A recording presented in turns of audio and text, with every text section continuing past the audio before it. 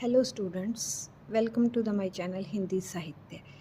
हिंदी साहित्य के इतिहास के क्रम में कल हमने साहित्य और इतिहास की परिभाषाएं देखी थी। उसी क्रम में आज हम हिंदी साहित्य इतिहास लेखन की पद्धतियों की बात करेंगे। तो सबसे पहली पद्धति है वर्णानुक्रम या वर्णमाला पद्धति।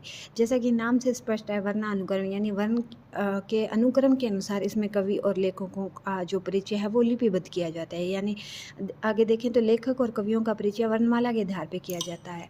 और दूसरी है कि इतिहास लेखन की सबसे अविकसित प्रणाली यही है। इसके प्रयोगकर्ता देखें तो गौरसा दत्तासी और शिव सिंह सेंगर है। और बात अगर दोष की करें तो इस पद्धति में लिखे गए ग्रंथों को साहित्य कोश कहा जाता है और यह इतिहास ग्रंथ पद्धति अनुपयोगी और दोषपूर्ण प्रणाली है। दूसरी पद्धति की बात करें तो कालानुक्रम पद्धति। इसमें कवियों व लेखकों का वर्गीकरण ऐतिहासिक तिथि क्रम के आधार पर किया जाता है। जैसा कि नाम से स्पष्ट है, कालानुक्रम यानी कालक्रम के अनुसार। इसमें अगर बात प्रयोगकर्ता की करें तो सबसे पहले आते हैं जॉर्ज गेर्सन और दूसरे आते हैं मिशर बंधु। अब बात इसमें गुण और दोष की कर लेते हैं। तो गुण की बात करें तो ये वैज्ञानिक पद्धति है। इसमें इतिहासकार जो है निरपेक्ष रहकर तथ्य संकलन करता है और उन्हें क्रमबद्ध एवं व्यवस्थित रूप में प्रस्तुत करता है। बात अगर दोष की करें तो इसमें युगीन परिस्थितियों और कवि की जो प्रवृत्तियां हैं उनको स्थान नहीं दिया गया है और व्याख्या और विश्लेषण का क्या है, अभाव। तीसरी पद्धति है विधेयवादी पद्धति। इसके जनक जो फ्रेंच विद्वान थे तेन माने जाते हैं। इसमें साहित्य संबंधी आंकड़े एकत्रित करने के साथ साथ तदयुगीन वातावरण एवं परिस्थितियों तथा जातीय परंपराओं का वर्णन विश्लेषण अपेक्षित होता है। ARC यानी आचार्य रामचंद्र शुक्ल ने साहित्य इतिहास में इसी पद्धति को अपनाया है।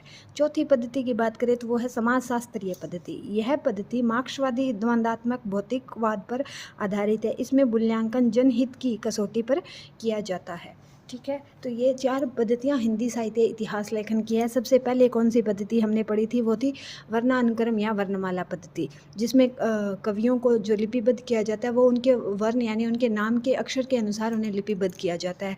दूसरी हमने पढ़ी थी कालानुक्रम पद्धति, जिसमें कवियों को लिपिबद्ध किया जाता है वो उनके कालक्रम के अनुसार किया जाता है। तीसरी हमने पढ़ी थी विधेयवादी पद्धति, जिसमें इन दोनों को मिला के यानी अगर बात करें तो साहित्य के आंकड़ों के साथ साथ तदयुगीन वातावरण और परिस्थितियाँ, जातीय परंपराएं, सबका विश्लेषण करके जो पद्धति बनती है वो होती है विधेयवादी पद्धति। और चौथी बात करें तो समाजशास्त्रीय पद्धति। यह पद्धति मार्क्सवादी द्वंद्वात्मक यानी मार्क्सवाद की विचारधारा पर आधारित है, वो समाजशास्त्रीय पद्धति है। तो कई बार प्रश्न बनता है परीक्षा में कि आचार्य रामचंद्र शुक्ल ने कौन सी पद्धति को अपनाया था, तो उन्होंने हिंदी साहित्य इतिहास में विधेयवादी पद्धति को अपनाया था। आगे देखें तो हिंदी साहित्य के इतिहास लेखन की वास्तविक शुरुआत 19वीं शताब्दी से मानी जाती है। यद्यपि मध्यकाल में रचित वार्ता साहित्य से संबंधित निम्न ग्रंथों में अनेक कवियों के व्यक्तित्व और उनकी रचनाओं का परिचय मिल जाता है, किंतु इतिहास लेखन के लिए जो कालक्रम अनुसार वर्णन अपेक्षित होता है वो उनमें अभाव होता है। तो ये कुछ रचनाएं हैं जिनमें अगर हमें कवियों के व्यक्तित्व और उनकी रचनाओं का परिचय तो मिल जाता है, पर कालक्रम अनुसार वर्णन उनका अपेक्षित नहीं है। तो इसलिए इन्हें वास्तविक शुरुआत हिंदी साहित्य की हम 19वीं शताब्दी से मानते हैं। तो सबसे पहले है गोकुलनाथ, 84 वैष्णव की वार्ता और 252 वैष्णव की वार्ता। ये इनकी दो रचनाएं थी और ये एग्ज़ाम में कई बार पूछी भी जाती हैं और ये 1568 ईस्वी में रचित थी। दूसरी है नाभादास की भगतमाल और 316 छप्पे छंद, और भगतमाल में 200 भगत कवियों का वर्णन जो किया गया है। फिर है ध्रुवदास ने लिखी थी भगत नामावली, सूदन ने लिखी थी कवि नामावली, यदुनाथ ने लिखी थी वल्लभ दिग्विजय, सरदार कवि ने लिखी श्रृंगार संग्रह। ये भी महत्वपूर्ण है, कई बार एग्जाम में प्रश्न इससे देखा गया है। महेश दत्त की बात करें तो महेश दत्त ने लिखी थी काव्य संग्रह। कालिदास ने लिखी थी कालिदास हजारा और वेणी माधवदास ने लिखी थी मूल गोसाई चरित्र। ये भी कई बार एग्जाम में प्रश्न बनता है। आगे देखें तो हिंदी साहित्य का इतिहास लिखने का सर्वप्रथम प्रयास जो है वो गारसा दातासी ने किया था। जैसे हम पीछे पढ़ के आए थे कि हिंदी साहित्य की वास्तविक शुरुआत है वो 19वीं शताब्दी से मानी जाती है और सर्वप्रथम प्रयास जो किया था वो गारसा दातासी ने किया था।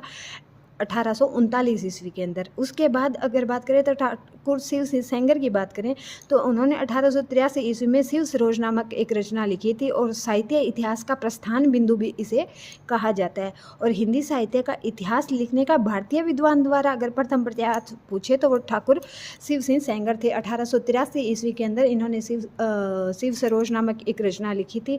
और वैसे अगर हिंदी साहित्य इतिहास लिखने का प्रथम प्रयास पूछे तो वो गारसा दातासी ने 1839 ईस्वी में किया था। आगे बात करें जॉर्ज अब्राहम ग्रियर्सन की, तो उन्होंने 1888 ईस्वी में एक इतिहास लिखा था। सच्चे अर्थों में हिंदी साहित्य का सर्वप्रथम इतिहास था वो जॉर्ज ग्रियर्सन ने लिखा था।